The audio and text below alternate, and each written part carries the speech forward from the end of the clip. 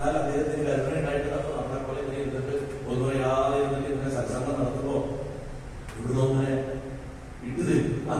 ഒന്നല്ലോ നമ്മളങ്ങനെ താമസിക്കൊണ്ട് ഓടിക്കൂടെ പയ്യൊക്കെ ഓടിക്കൂടി കാരണം വിട്ടു തരുമ്പോ പിടിക്കുക, സത്യയോടെ പിടിക്കുക.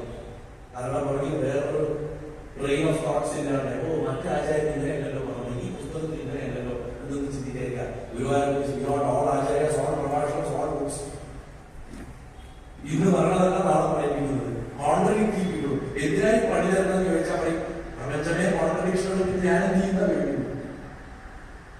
നമ്മൾ ഇതാണ് ഫിക്സഡ്, ഇതാണ് ഫിനിറ്റ് എന്ന് പറഞ്ഞിട്ട് അന്വേഷിച്ച് നമുക്ക് എവിടെയെങ്കിലും ഇതാണ് ശരി എന്ന് ഓർമ്മിക്കണം എന്നാണ് മനുഷ്യ മനസ്സിന്റെ ഏറ്റവും വലിയ പ്രശ്നം. കാരണം ഓൾസോ ഫുൾ ഓഫ് കോംപ്ലക്സസ്. പറഞ്ഞത് അങ്ങനെയല്ല, ഒഴുക ഒഴുക ഒഴുക ജനം ഒഴുകുന്ന പോലെ ഒഴുകിക്കൊണ്ടിരിക്കുക. അങ്ങനെ കാലത്തിന്റെ ഈ പ്രവാഹത്തിൽ ഇങ്ങനെ ഭഗവാനാവുന്ന കാലപ്രവാഹത്തിൽ ഒഴുകാൻ പഠിപ്പിച്ചിട്ടുണ്ട്. അതുകൊണ്ടാണ് അന്തിമമായിട്ടുള്ള സംക്ഷിപ്തമായിട്ടുള്ള സൂക്ഷ്മമായിട്ടുള്ള ഉപദേശം.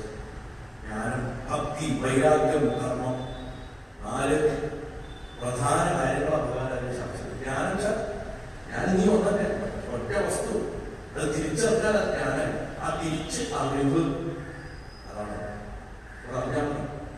അതിന് വേണ്ടതെന്താ? അത് ദയ്യാവരുത്, അതിന് ആർദ്രത, മനസ്സിന് നനവാണ്, ഭഗവാനോടുള്ള സ്നേഹമുള്ള സാധനം. പ്രകാശത്തിനോട് ചേർന്ന് അതെപ്പോഴാണ്ടാവും? വിരാഗത വരും. നമ്മൾ ആധ്യാത്മികതയെ പോലും വിരാഗമുള്ള ആൾക്കാരാണ്. ഒരു കാര്യം ഇങ്ങനെ നടക്കാവും അല്ലെ? ഒരാളെ ഞാൻ പറയാൻ നമ്മുടെ അമ്മമാരുടെ ഞാനിങ്ങനെ അമ്മകളെ പോലെ തമാശയൊക്കെ പറയാറുണ്ട്. അമ്മമാരെ പോലെ സ്നേഹമുള്ള അല്ലാതെ അവരെ വിമർശിച്ചാൽ ഒരാൾ ഞാൻ വായിക്കുന്ന സമയത്ത് അപ്പുറത്തൊരാൾ ലളിതാസഹസ്രം അക്ഷരം തെറ്റുണ്ടെങ്കിൽ ബാക്കി 50 കോട്ട അതോടുകൂടിയിട്ട് ആ അമ്മയ്ക്ക് ജീവിതത്തിൽ വായിക്കാനുള്ള ആഗ്രഹം. അതെന്താ? എനിക്ക് അക്ഷരം അറിയാം, ഇത് ഇങ്ങനെയാണ് ശരിയായിട്ട് വായിക്കേണ്ടത്, എനിക്ക് അറിയാനുള്ള അഹങ്കാരങ്ങളൊക്കെ ഉള്ളിനുള്ളിൽ ചോദിച്ചെല്ലാം തെറ്റെഴുതുന്നതിനുള്ള ആഗ്രഹം കൊണ്ടാണ്. ഇതെന്നെ പാവം പട്ടതിക്ക് പറ്റിയത് കൂടാനൊന്ന് അമരപ്പുറമെന്ന് ഉടനെ മരപ്പുറമെന്ന് പറഞ്ഞപ്പോ അദ്ദേഹം ആയതുകൊണ്ട് സ്വപ്നത്തിൽ കാണിച്ചു കൊടുക്കും.